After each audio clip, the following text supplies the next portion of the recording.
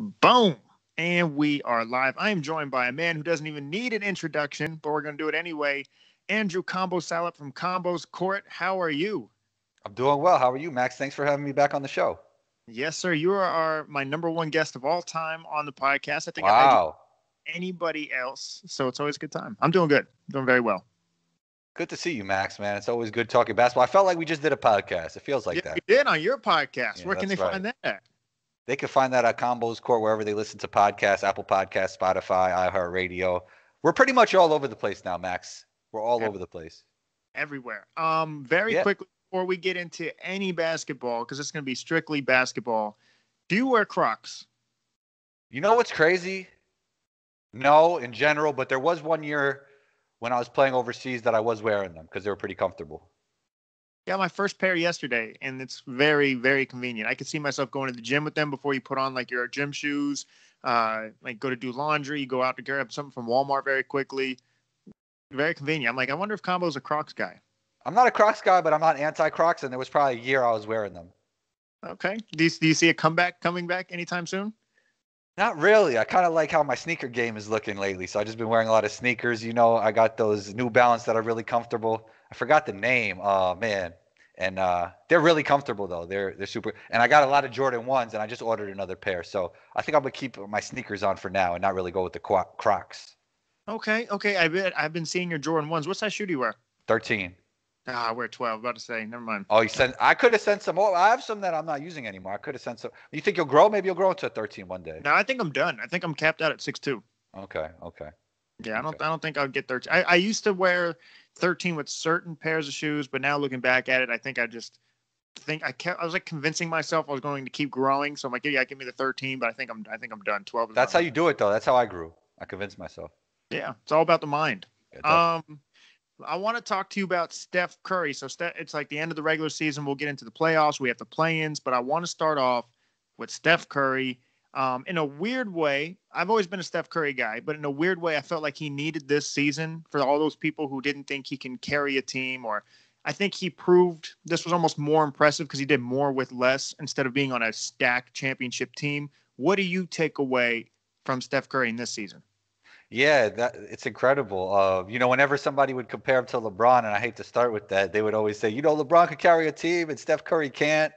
And, on my end, I think LeBron is the best player in the league. But it really has been impressive how he's carried this team, especially with all these gimmicky defense he's seeing.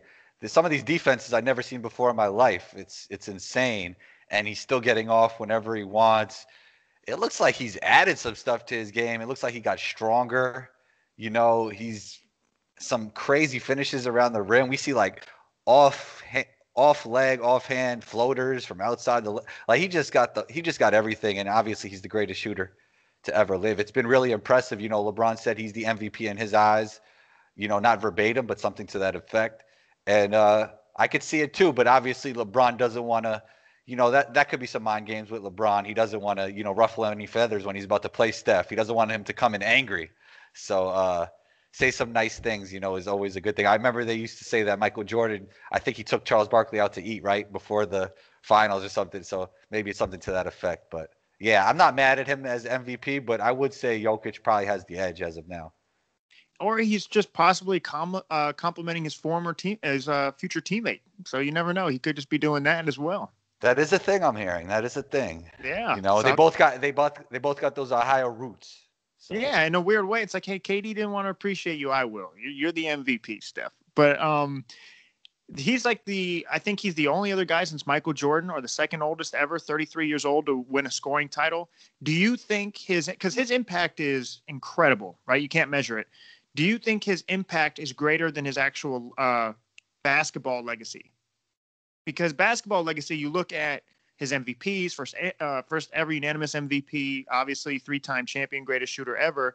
But you look at his impact, there's certain players who have great basketball legacies, but didn't really have an impact on the sport. He's one of those guys who have both. Which one do you think is greater?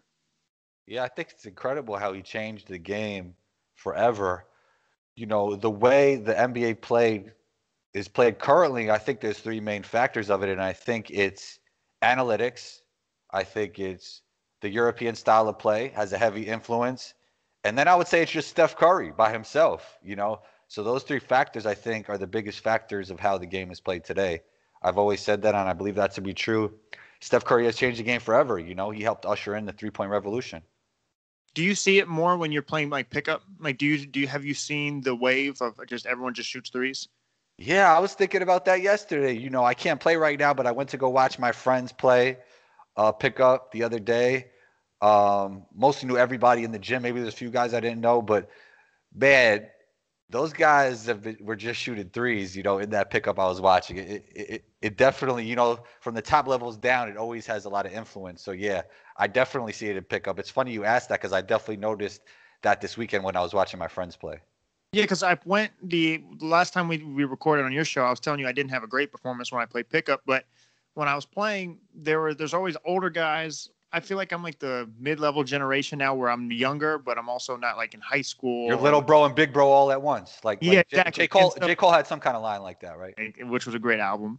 And so then you have the younger generation. They're like finishing up their senior year, going into college, and all they did was shoot threes. And I'm a shooter, so I shoot threes.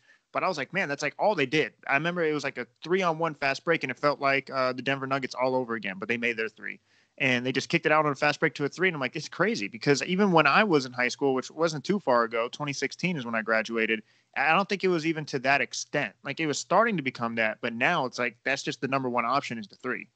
Yeah, it's an interesting wrinkle, especially when it's twos and ones, because that's crazy analytics right there, right? That's a lot. That's a lot different than twos and threes. So when you're playing ones and twos in pickup, I mean, it really makes sense to shoot a lot of threes. Especially when people get tired and you play full court and the game is spread out and like you get people who don't hustle back and stuff. It's like if they hit a couple threes, they're in it.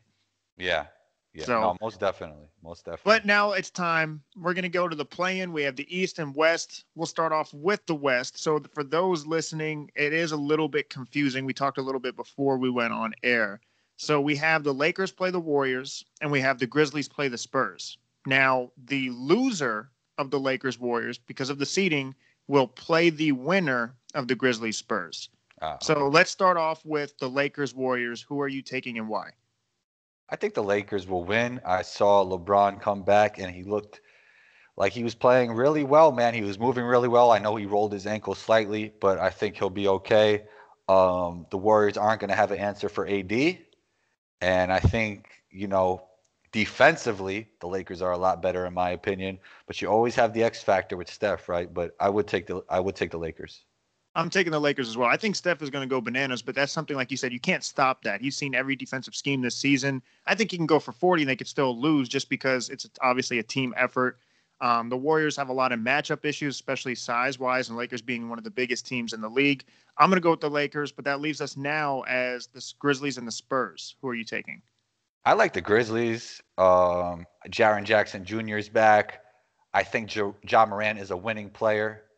And, you know, I think they're trending upward as the Spurs might be trending downward, you know, but I think it'll be an interesting matchup. Some really good veterans with the Spurs, but that youth with Memphis, I think that'll really show through, man. They got some really good rookies, and obviously with Ja Morant and Jaren Jackson Jr. leading the way, I think they have that one in the bag. I agree. So no, that would lead us so we're both rolling with the Lakers and the Grizzlies to win in the play-in game. That leaves us with the Warriors have to play the Grizzlies to get that 8th seed. I'm going to go with the Warriors if they were to play, which I think will happen. Who are you rolling with? Yeah, I'll go with, as I like their youth in the first game, I like the Warriors' experience in that game. I think Draymond and Steph will get it done. You know, Jordan Poole's been playing great, and I could see them winning that one. Okay, so then that would lead us with the Jazz going into the Western Conference playoffs. That would leave us with the Jazz would be playing the Warriors because they would be the 8th seed, and that would leave us with the Suns who are the 2 seed playing the 7th seed, which would be the Lakers. Yeah. Do you want to just go straight into the Western Conference playoffs, or do you want to head over to the Eastern Conference play-ins while we're on that topic? It's on you, Max. Whatever you got, we'll roll with it. Let's go to the Eastern Conference play-in. So we'll have the Celtics versus the Wizards, which is going to be interesting. And then we also have the Pacers versus the Hornets. So let's start off with Boston versus Washington. Yeah, Washington has been playing great. Obviously, Bradley Beal was second in scoring. Russell Westbrook has been on a tear, and they're trending upwards. The Celtics do not have Jaylen Brown anymore. They were struggling all season in terms of continuity. I got the Wizards here, man. I really like what really like what Westbrook and Bradley Beal are doing. Yeah, I have the Wizards here. I think they're trending up as the Celtics are trending down. There we go. Yeah. Yeah. I agree with you. I'm actually rolling with the Wizards. I don't know why I had a feeling you were going to pick Boston because of But Jaylen Brown. Max, I've never been a Boston guy, and now they're really not in good shape. So I don't know why you think I would take Boston. Well, because I think they're a better team, but it's weird in a weird way. It's like they haven't ever clicked this season. Even when Jaylen Brown was healthy, I tweeted that out. I was like, you can't depend on the idea of them as a better team. I don't know if they're actually a better team right now.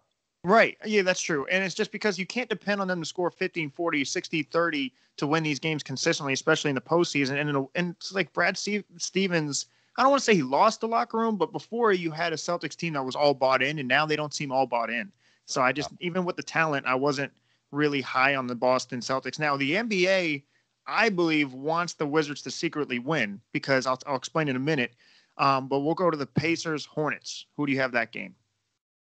Man, Pacers been going through a lot with their coach Nate Bjorkgren. Man, they're in really bad shape. The Hornets have good energy, good vibes. LaMelo is back. Let's go with the Hornets here. I mean, that's what these trends. I'm talking a lot about trends. What teams are trending upward? What teams are trending downward? I probably said that for 3 of these games. And Indiana is going through a lot right now. They have a lot of issues. Let's go with the Hornets here. They're a fun team. They have some of the best commentators in the sport. They're really fun to listen to. So, we're in the media game, so we love stuff like that. Let's go with them. We do. I saw LaMelo got flagrant fouled the other day. He's like, he's getting mugged or something. He's like, horse collar. That guy's hilarious, bro. That's great, though. That's great. He's embraced it. It. Now we are talking about. Hey, do you remember when Biyombo shot a corner 3? I think it was him that went crazy. Bismack Biyombo hit it, right? I don't know if he hit it or missed it, but it sounded so funny, bro. That was hilarious. Like, hum diddly dee. Like, yeah, he's incredible. But momentum is seriously a thing. Trending upwards, momentum, it's a serious thing. So that's why I was rolling with the Wizards, and it's why I was rolling with the Hornets as well. I'm very high on LaMelo, my Bluetooth DNA thing.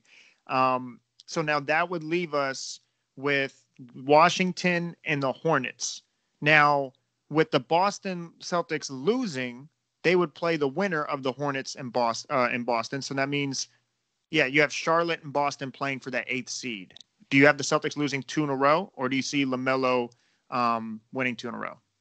No, I could see Jason Tatum, bringing it together for that game with them. I think he'll be a lot for them. So I would say that, the Celtics would take that one. Yeah.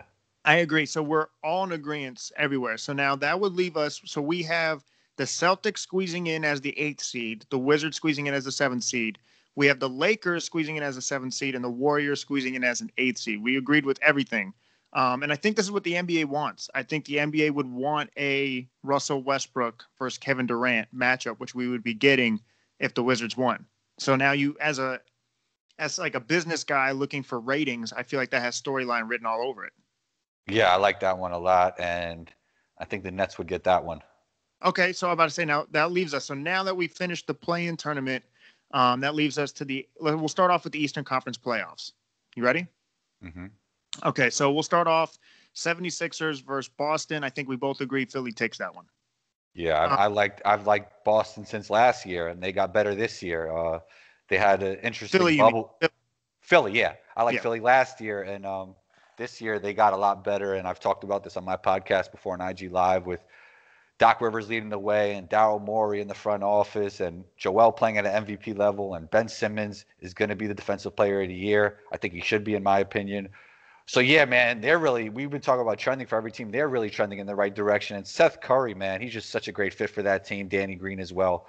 I really like them, man. I've been going back and forth who I think is going to win it all in the East between them and the Nets. Me too. And I know I've probably said both at some point because, these opinions are fluid. So they are. But they really are. So I like both those teams a lot. From a team standpoint, I think I like the Sixers better, but with the Nets top-end talent, that's going to be tough. So it's tough with those two. I think I would edge Nets, but I'm going ahead of myself now. So no, it's okay. It's okay. Yeah. It's all right, Combo. That's why we have you on. Yeah. Knicks, Hawks. Now I'm a big believer. Now, by the way, we both agree Philly. I agree. I'm big on the Hawks as far as like investing stock in their future. Like I really think the Hawks could be the team of the future in the East. But as of right now in this season, I think the Knicks edge out the Hawks. I think just they're more physical. Obviously, they're all bought in. They play really hard. And we always talk about trending. Both teams are trending. Under Nate McMillan, the Hawks are trending. Obviously, the Knicks with Coach Tibbs are trending. I'm going to roll with the Knicks. I think it's a hard-fought series, but I think their physicality ultimately lets them beat Atlanta. Who are you rolling with? I'll go with Atlanta here. Wow. I think Trae Young. I think Trae Young is playing well, and it is always an issue with Trae Young on defense. Who's he going to guard? But he'll be able to guard Elfrid Payton sometimes, so that'll be okay. Yeah, man, I'll go with Atlanta here. I mean, Collins is a beast. And I think, they had some chemistry issues in the beginning, but I've seen some good body language from them lately. And with Nate at the helm there, they really turned things around. They're a totally different team now. They are. So I really like the Hawks in this one. I know a lot of New Yorkers listen to my podcast, but we're not a New York Knicks podcast. I'm a fan of no team, as Zach likes to say. So, yeah, I like Atlanta's talent here. I'll go with the talent on this one. Okay, so that's our first disagreement the whole time. And you're a Trae Young guy. I'm not surprised. I'm surprised you don't have a Trae Young poster behind you. I know. Well, Serena's a GOAT, so I had to put Serena up there. But yeah. No, I really am a Trae Young guy, and it hurts me to say this, but I think it's a successful season whether they win or lose. Of course, you want them to win, and it'd be a greater success if they win. But I think just getting into the playoffs, a lot of people were questioning if they could even do that with the injuries. Gallinari didn't really play the way they thought. I think they're happy with they went to the postseason. I see this as a successful season. I just think the Knicks are probably a little too tough for them. I could be wrong, though, because Trae Young, he can go crazy. Bucks Heat, to me, is the most interesting matchup as far as round ones. I really said Miami is a huge problem for a lot of people. I think they can present Brooklyn a lot of issues. I think they can present Philly a lot of issues. And Milwaukee combo, this is interesting. Milwaukee didn't tank towards the end of the season. If they would have lost that game, they wouldn't have matched up with Miami first round. And they knew that going in, and they still won. So in a weird way, I feel like they want this matchup. Who are you rolling with, Milwaukee and Miami? I'm going to roll with Miami. I think their coaching staff is going to outperform the Bucks coaching staff. And that's all I got to say about that. I'm going to go with Miami on this one. Okay, I need to start going first because it looks like I'm copying you, because I'm rolling with Miami as well, because a lot of people believe Milwaukee is taking that next step this year. I saw on a podcast earlier, Colin Coward's predicting them to go to the finals. I mean, a lot of people like the addition with PJ Tucker. You have Drew Holiday, that physicality, that defense, which I think makes them better. But to your point, I like Eric Spoelstra and I like Miami. And they're starting to click towards the end of the season. A lot of people, I don't think their regular season record reflects their roster because they had a lot of COVID protocols and stuff early on. Yeah, no, I mean, look, the Bucks got better. I mean, Drew Holiday's a great fit for almost any team in the NBA. So he would have been a great fit for New Orleans this year. So that was interesting that he's not there. But I think he didn't want to be there. I think that was the thing there. And yeah, I like PJ Tucker. He could probably do some stuff for you on both sides of the floor. Yeah. And they've been better. They've been better getting Giannis off the ball, not just having everybody watch Giannis go to work. And it might be a little bit harder to create that wall. Giannis has played great this year. But Miami is just, the way they play offense is just tough. And they are tough. And they, Duncan and Tyler, once they get going with Jimmy there and Bam. And I just like the way their offense is. And obviously, they're really well coached. I think Spoelstra probably is the best coach in the league. And we'll see what develops there. I agree. I agree with that. I'm more intrigued with the Eastern Conference than I am the Western Conference this year. So that leaves us with Brooklyn, Washington. I don't think it's a secret there. We'll both roll with Brooklyn. Yeah. So then that would lead us with if I'm doing this correctly, that would leave us with Miami versus Brooklyn, which we do agree on. And then that would leave us with I would say Philly Knicks. You're saying Philly Hawks. But I think we both will have the same Eastern Conference Finals. Yes. Okay, so you're rolling with Brooklyn to beat Miami. Yes. And you're rolling with Philly to beat the Hawks. Yes. Okay, I agree with Philly. This is the part that I'm trying to determine. I'm going to say Brooklyn wins. I think it's going to be a hard fight. Versus Philly? No. I think Brooklyn beats Miami. Oh, yeah. Because it's not quick for me to say that. I think even if Brooklyn wins, that's the type of series that takes a toll on them. Like, It's going to be physical. I think they match up well with them. Bam Adebayo can guard a lot of this, like the bigs that are fast. Like KD, I'm not saying he's going to lock them up by any means, but he can move. So his wait, you feet. think Miami's going to beat Brooklyn? No, I'm going to roll with Brooklyn. I'm just saying I think Miami's the type to, even though it would be like a hard-fought victory. Yeah, definitely. It's Definitely. a war that I think can take a toll on them, considering they have like and coaching again. They have a lot more experience on the coaching side, you know? Exactly. And then you have players who have an injury history. And so they're going to have to play a hard-fought series with Miami. That's why I think this takes a toll on them. Yeah. Okay, now that leaves us with Brooklyn and Philly. We both agree. This is the matchup we've been talking about all year. We've been going back and forth. But, Combo, this is your official prediction. It's been Oh, man. You know what's crazy? I feel like I just said on the podcast that I think it'll be Nets and Lakers. But now when I really look at this matchup, I don't know what to say. Well, here's the thing. People think that once you have one prediction, you have to stick to it. And that's why I defended Perkins recently. Like, you were just hating on the Lakers. Now you're saying the Lakers. When you're given new information, it's more than okay, you know what? I change it up.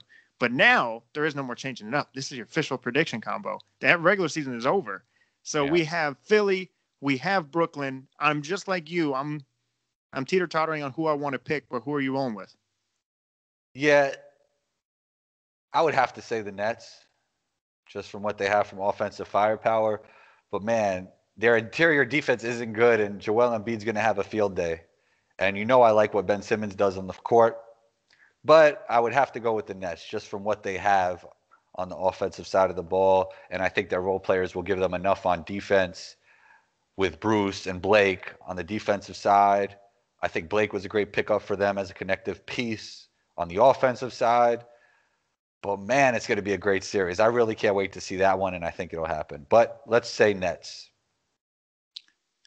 Yeah, I'm rolling with Brooklyn. That was my preseason pick for the finals was Brooklyn, Lakers, and I have the Lakers. And honestly, you know, I'm a fan of no team, but I would be happy with both, with either team winning. I'd be like, yeah, that's cool. I like, you know, I could pull up some old stuff that I said about Philly in the past, you know, because I always really liked them. So, and they got better. Just who would have thought that the Nets would have made a team like this, you know? Yeah, but I know, like Pierre, he still is really rolling with Philly. Yeah, that's what I'm saying. I probably agreed with P on the IG Live before, like, about it. Because, like, I really want to see them, like, I would like to see them win. Like, I think they're doing all the right things from a team standpoint. I think they're actually a better basketball team in some ways. But just with that offensive firepower, like, to me, KD is clearly the second best player in the league. Kyrie's the most skillful, in my opinion. And he kind of showed that from an efficiency level even this year. Even my argument for him being the most skillful is that he has the most options as an offensive player. But look at his efficiency. He's 50-40-90. And then obviously James Harden. That role fits him perfectly there, you know, with him on the basketball playing that point guard position. So, man, it would be great to see Philly. And I wouldn't be surprised at all if Philly, but I guess I'll roll with the Nets as of right now. The reason why Philly, I think, they present all the threats that you'd want a team to present Brooklyn with. Defensively, they're big. Defensive Player of the Year and Ben Simmons, in our opinion. I know you feel the same way. Yeah. Then you have a Tobias Harris, a Danny Green on the perimeter, but then you also have the Dwight in down low, the Embiid down low, and then you have the shooters like Curry. They have all the ingredients. You have an MVP. They did everything right. They couldn't have done anything better, I don't think. Like, what could they have done better, you know? I don't think the only thing that Philly could ask for is Ben to shoot.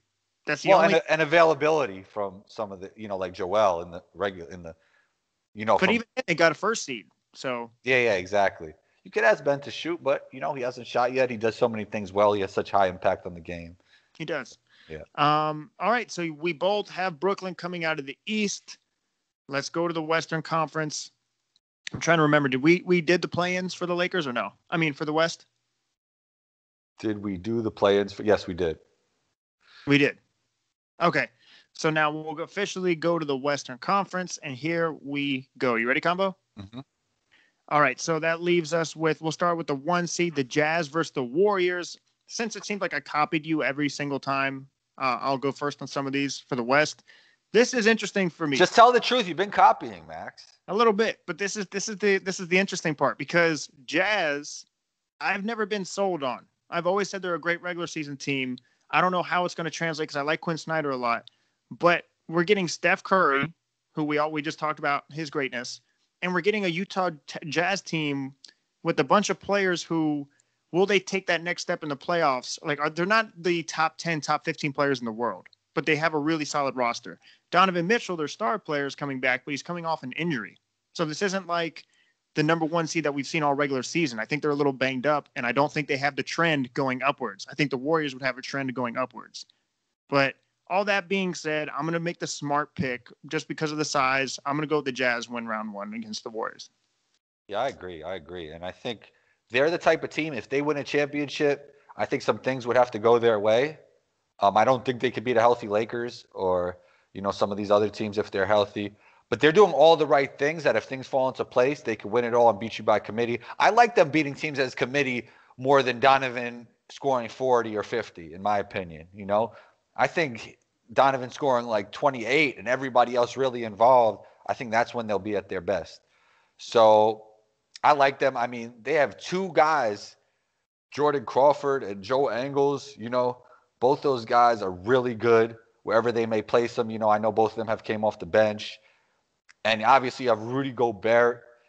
He's like probably, he's all defensive player. I think Ben has it this year in terms of the defensive player of the year, but he brings a lot of value. I mean, sometimes you can't play him in the playoffs because of defensive matchups, but he'll be able to guard some of those guys, I think, and he'll be fine. And the Jazz have just been the best team in basketball in terms of team basketball all year. So I think you have to go with the Jazz here. Yeah. Okay. So we're in agreement now. Clippers Mavs to me is like that might be the most interesting series, right? It's like the Bucks Heat of the West. Yeah, it's like, that's good. Yeah. Because the Clippers are, in my opinion, better than last year, but they struggle late in games. But Dallas always thrives late in games. Like Luka is one of the clutchest players in the league right now. Him and Dame. I think the Clippers win this series, but I think it's a 6 or 7 game series. Yeah. So we have to see an all NBA level Porzingis, I think, for them to win, and which we haven't seen in a while. Which we haven't seen in a while, but he's gearing up. He's been playing solid. He hasn't been playing like bubble Porzingis, before he got hurt, and he's definitely not playing like Knicks Porzingis, but they really need him to be full throttle, and I think they have a chance to beat the Clippers. And I agree with you. I mean, in terms of roster construction, the Clippers are better this year. They got Serge Ibaka, they got Rondo, which they really needed a player to set the table. So I would go with the Clippers here, but it'll be interesting to see. Because I know you're a Luka guy, so I know that kind of hurts you a little bit. What kind of hurts me? Picking the Clippers. Yeah, well, I think Luka might be the best player in that series. Doesn't always necessarily. I think he is. Yeah, I don't think that necessarily means you always win because you have the best player. Yeah.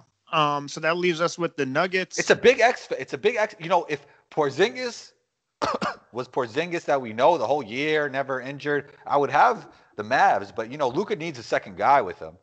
You know what I mean? Do you think they move off Porzingis this year? Because now remember they lost to the same team last year. You don't think Mark Cuban or looking at this like, you know what? Even if he does have a productive series, that's kind of when you typically trade a player, is when you have them at their highest value, and so you can get the most for it. He'll be highest in the market. So you don't think they look to they don't look to trade or look at any interesting opportunities with Porzingis?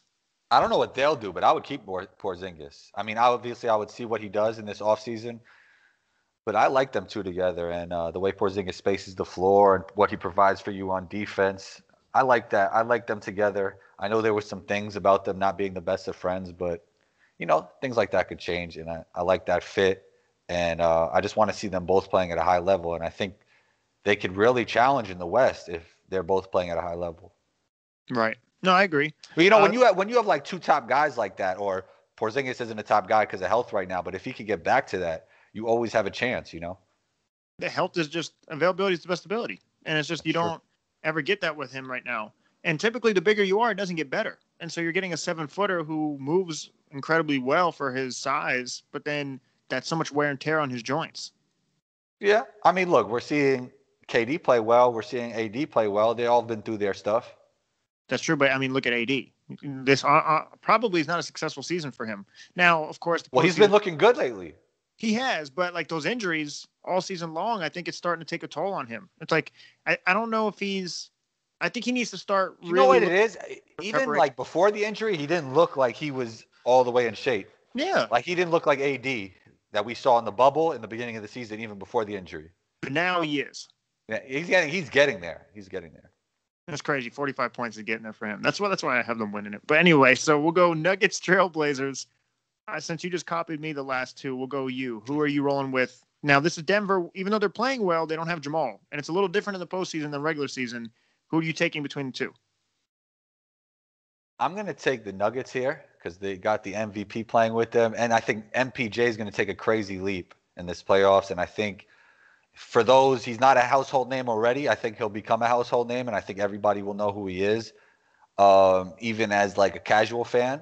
You know, yeah. I know guys like who have podcasts and who are basketball guys know who he is, but I think he'll be a household name at the end of this. And I think he's going to take a huge leap and surprise a lot of people who haven't been paying attention to what he's been doing lately. I mean, he's on a trajectory to be a really like a great shooter or all-time shooter. So he does a lot. He plays so well off the ball with Jokic, and I think he's going to take even another leap in these playoffs. And he's going to have a lot more on-ball opportunity without Murray there. I really like the Nuggets here. Obviously, on offense, the Blazers are great, but defense has always been their issue. As great as Dame and CJ are on offense, they're not the greatest defensive backcourt. Carmelo, great player, all-time great, top 10 in scoring, not the greatest defensive player. We know Cantor has his defensive issues. So even though they have all these players that everybody really likes, I don't know if they can do it on the defensive team against this Nuggets team. You know, they're one of the worst teams defensively the league has seen. Like, I don't mean to get too statistical here, but they're like the 27th defensive rating in the league, and it's just awful. And Max Van Analytics. Max Van Analytics. When I have to do it, I do it. I'll bring out the textbook. But I'm going to roll with Denver as well. And it's so interesting you brought up Michael Porter Jr. because last season in the bubble started when we started to see flashes of his greatness. It's like, oh, wow, he started to hit big shots. He was wanting the moment more. He had that controversial interview where he's like, no, I want my more touches. Not verbatim, but along those lines. So I agree with you. I'm rolling with Denver. So that leaves us with Lakers, Suns, which we both, I think, agree would say the Lakers. But how unfortunate is the Suns, who've had such a fantastic season, 2 seed, end up bouncing in the first round. Yeah, man. It's going to be interesting because I think another award that I'm hung up on, another award that I don't know who to go with here is with Thibodeau and Monty Williams, right? Man, both of them have had crazy seasons in terms of coaching. You go Coach Tibbs? Yeah. Yeah, I like both of them. But anyway, I mean, look, Chris Paul has been in some kind of MVP talks for some people, and he might not even be the best player on their team. When, you know, Devin Booker's probably the best player on their team. So they've had a great season, but you know who they're running into, and I just don't think they're going to have enough. And they're very young. They don't have playoff experience yet, you know? Yeah, none at all. This is Devin Booker's first playoff experience. Yeah, and probably most of the team. I mean, there's probably Chris Paul and one other guy with playoff experience? Yeah. Yeah, that I could think of. No, and I like Williams as a coach too. I just think what Coach Tibbs did with the Knicks was just like we didn't expect that type of flair. Like Chris Paul, everywhere he's went, like he's my MVP this season. So when you have an MVP, you're kind of expecting him to change the franchise around. Maybe not a 2 seed, but you did. Not to take away from Coach Williams, but I just really like what Tibbs did because we didn't see the Knicks to be a 4 seed. Yeah, no, Tibbs has been great. They changed the whole culture. Yeah, and of what they did in New York. Man, it's just fantastic. Like the Knicks are playing with house money at this point. Yeah, exactly. Yeah. All right, so that leaves us with the Jazz Clips. Who are you taking, Combo? I'm gonna go with the Jazz here. Whoa, you said that so nonchalantly. Like that was a bold take. You're taking Jazz over the Clippers? Yeah. I'm going to take the Jazz here. I like what they've been doing with their consistency all year. Combo, okay. Yeah, and I think the Clippers got even better, but I think it's the Jazz time when it comes to these two teams. If they lose to Utah, even though I believe Kawhi wants to stay, no one's talking about how he signed a 2-year deal. So I do have the Jazz. Yeah. No, you're right. And I do have the Jazz, but I will say that PG-13, I think he's going to come up big time in these playoffs. But you have him losing in the second round? Yeah, but I have him losing. Sorry, PG. Wow. You're the first person I think I heard say that. Well, we're going to come back to this when it's right. Yeah, that's why I have you on the podcast, Combo. Yeah. All right, so I'm rolling. Throw them crystal ball emojis up in the comment section. There you go. I'm rolling with the Clippers. So you're going with Jazz. I'm rolling with Clippers. That leaves us with Nuggets versus the Lakers. I'm assuming, I don't even know anymore. You're rolling with the Lakers? Yeah, I'm going with the Lakers here, man. I'm going with the Lakers. The dynamic duo with their defensive baseline that they have, you know. Yeah, I'm going to go with the Lakers here.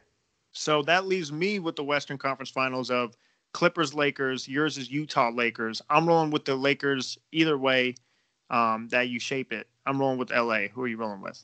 I'm rolling with Utah here. No, I'm joking. Hey, I froze a little bit. I'm like, he's joking. Yeah, joking. Nah, I'm going to go with the Lakers. I think they're going to win the West. And look, man, if AD and LeBron are healthy, I would be surprised if any of these teams take them off. Yeah, and I think that's what we're all questioning. I know last game LeBron was looking fantastic, and then he rolled his ankle, and everyone held their breath. It's just, is it bad luck? Because we've never seen him roll his ankle like this. What are the chances he rolls his ankle off a weird landing again? But it seems like he's okay. Yeah, he's okay. So that means the chances of that happening again are low, right? Like how many times this is a crazy way to put it, right? How many times is it going to really fall on somebody's foot, you know? No, that's a great point. That's a great point. No, it really is. You're not going to see that too often from him. Right. When you never usually see that. So that leaves us finally, no pun intended, with the finals. We are both rolling with the Lakers and Brooklyn combo. Give us your official prediction. Yeah, everybody healthy. I'm going with the Lakers here. How many games? Let's say 7. Lakers and 7. Let's say 7. Obviously, I don't think you could beat a team hitting on all cylinders with Kyrie, James, and KD, you know, in 4 or 5 or even 6. I think it'll be tough for them. But, you know, the Nets are lacking interior defense, and you have to deal with AD. And on top of that, you have to deal with LeBron down there. I mean, I think LeBron benefited greatly from this small ball era where he just gets in the lane and he's the biggest guy down there, right? Obviously, he won't be the biggest guy. They'll have KD down there. But just in terms of girth, he might be sometimes. You know, they even have Drummond down there who's going to be rebounding like crazy. So they have LeBron, AD, Drummond. Man, that's going to be tough for them in the paint with the Nets. But obviously, their offensive ceiling for the Nets is so high that I think it will go 7. But let's take the Lakers in 7. Now, it's interesting you bring that up because, like, they do have the interior presence, but how will they be able to play Drummond with Brooklyn? Will they go small? And that's honestly why I have the Lakers winning the whole thing as well against Brooklyn. I'm saying in 6.